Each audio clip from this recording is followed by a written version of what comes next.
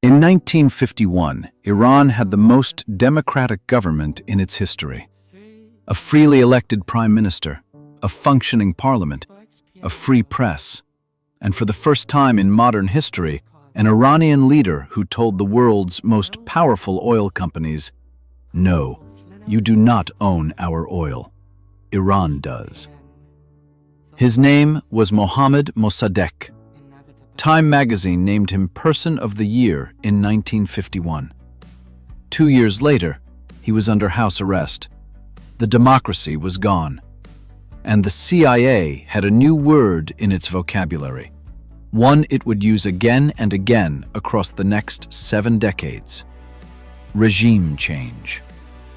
This is the story of Operation Ajax, the coup that destroyed Iran's democracy, installed a dictator, and set in motion a chain of events that still shapes every headline about the Middle East today. To understand 1953, you need to understand oil.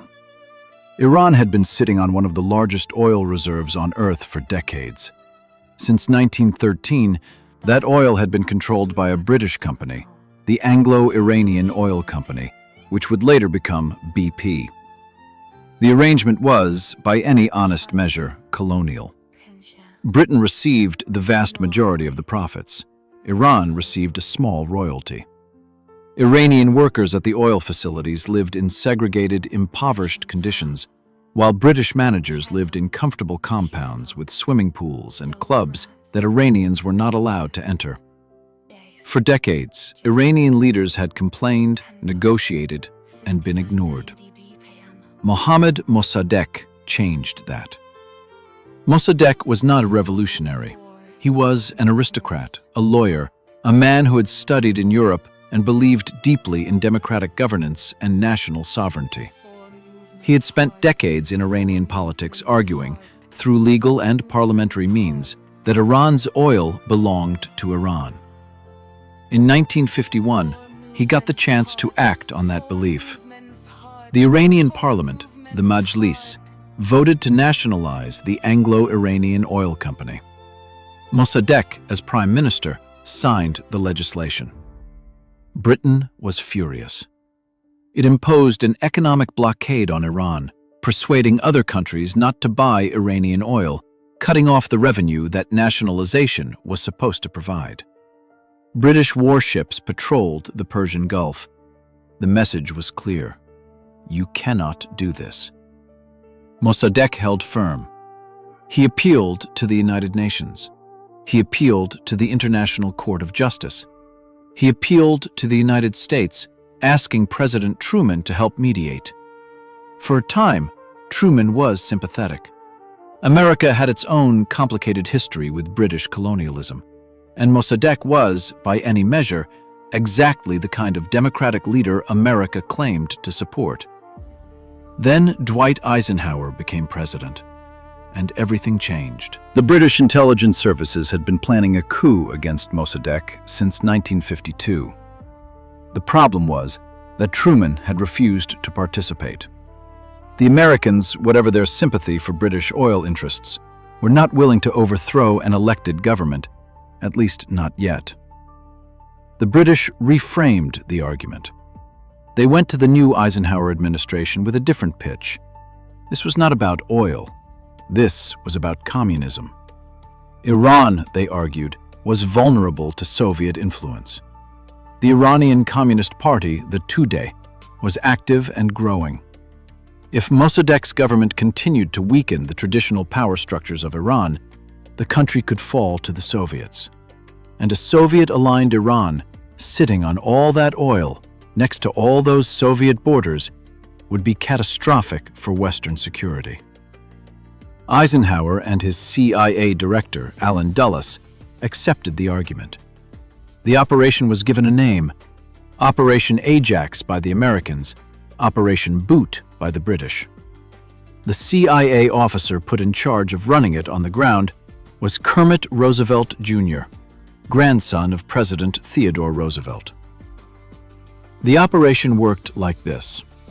CIA money flowed into Iran to bribe newspaper editors, religious leaders, military officers, and members of parliament.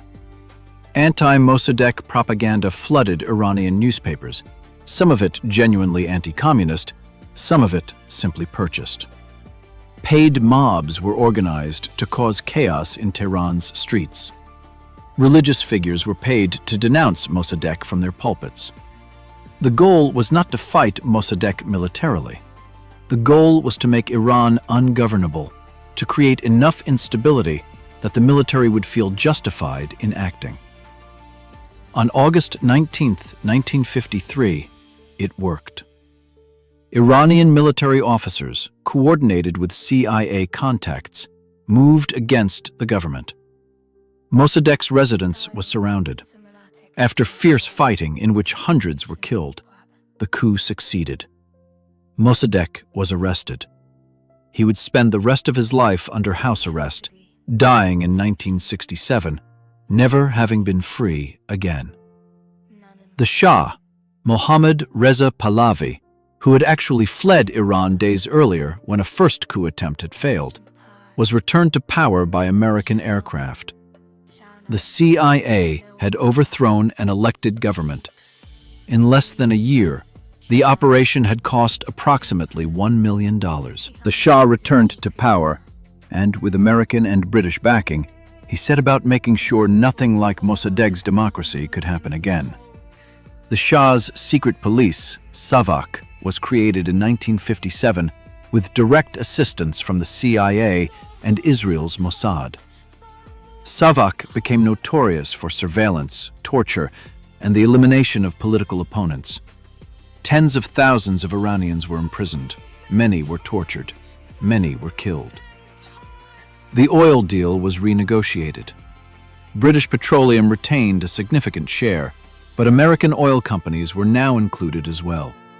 Iran received better terms than before, but the fundamental arrangement, foreigners profiting from Iranian resources, remained. For the next 26 years, the Shah ruled with increasing autocracy. He modernized the country in some ways, building roads, hospitals, universities.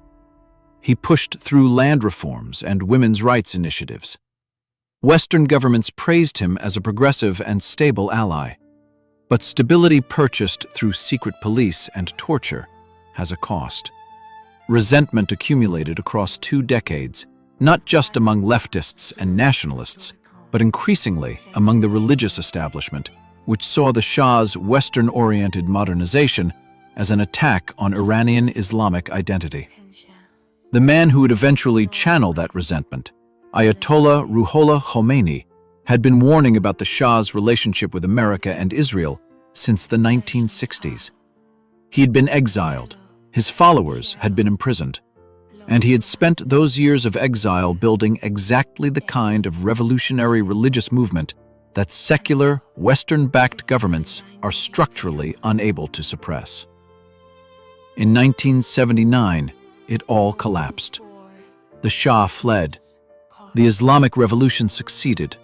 Khomeini returned, and the hostage crisis, in which Iranian students seized the American embassy in Tehran and held 52 Americans for 444 days, announced to the world that the relationship between Iran and America had become something that could not easily be undone. The events of 1953 did not just change Iran.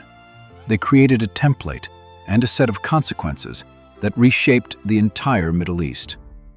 The template was this: if a government in the developing world took actions that threatened Western economic or strategic interests, it could be removed.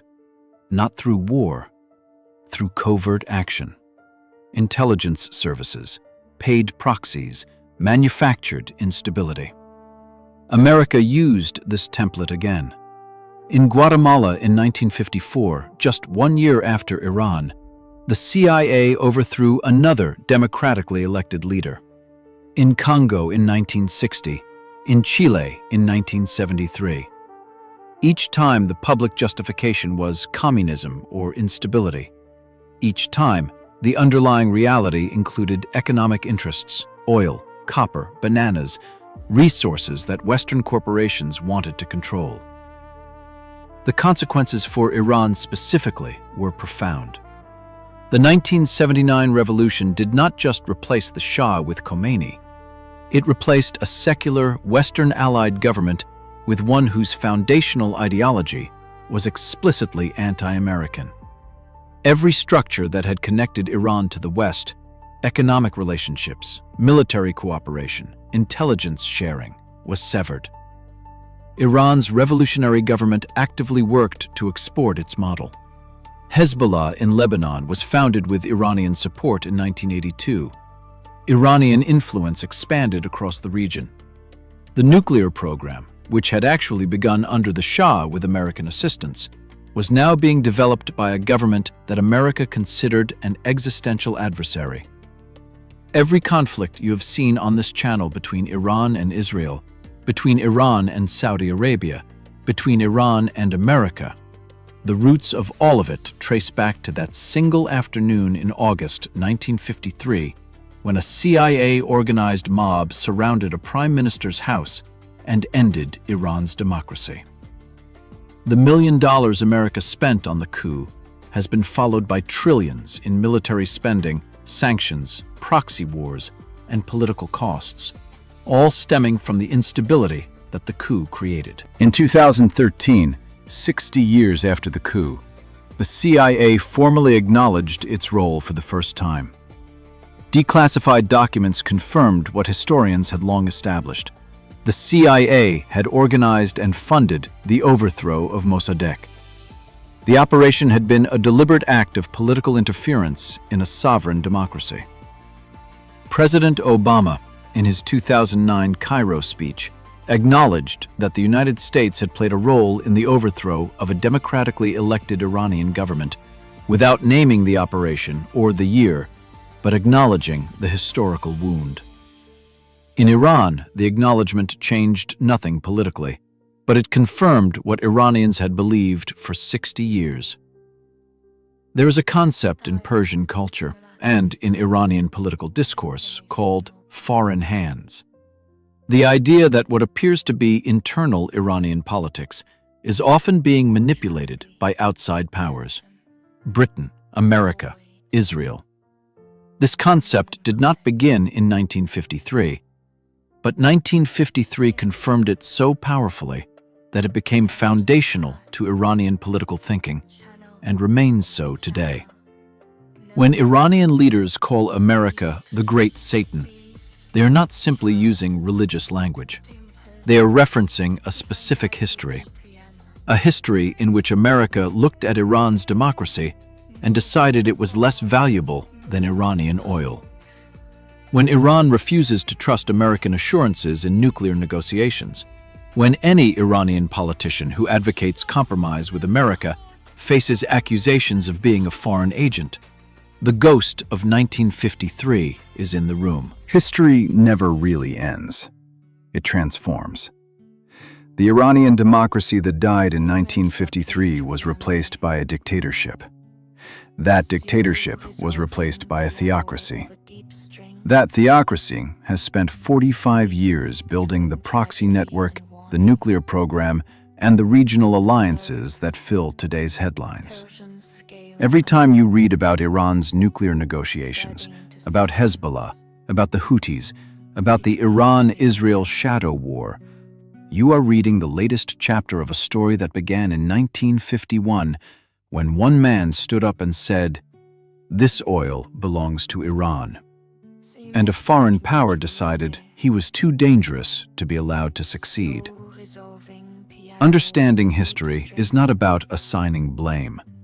It is about understanding why the present looks the way it does.